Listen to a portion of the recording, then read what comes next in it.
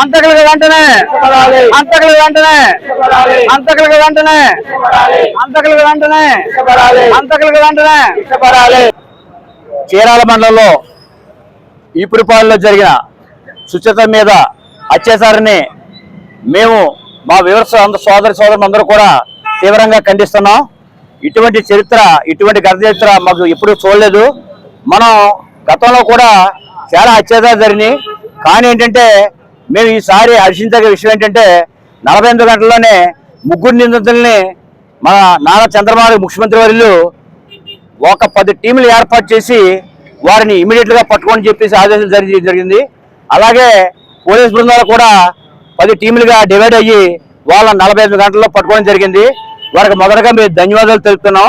కానీ అలాగే వారికి కఠినమైన శిక్ష కూడా పడాలని మా యొక్క వ్యవస్థను మేము కోరుకుంటున్నాం.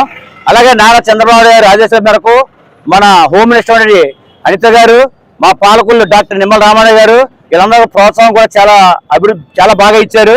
అలాగే ముందు కూడా వాళ్ళకి శిక్ష పడాలి, 10 లక్షల ఎస్ఎగ్రేషన్ ప్రకటించారు.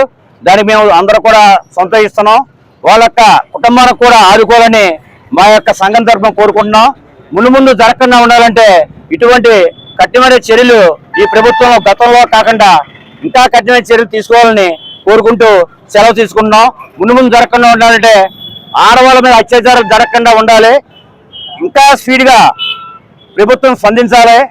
శిక్ష మాత్రం ఎక్కడైనా సరే మిగతా వాళ్ళు ఎలాంటి పని చేయకూడదు, భయపడేలా ఉండాలి.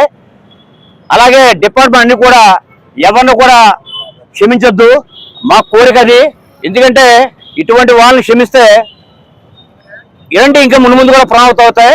అవ్వకుండా ఉండాలంటే ఇప్పుడు ఎలాగైతే స్పందించి వారిని పట్టుకున్నారో అదే అంత రెట్టింపు ఉత్సాహంతో వాళ్ళకి శిక్ష కూడా త్వరగా పడాలని కోరుకుంటూ సెలవు చేస్తున్నాం. జై చేనేత, జై చేనేత, జై చేనేత. అంతకన్నా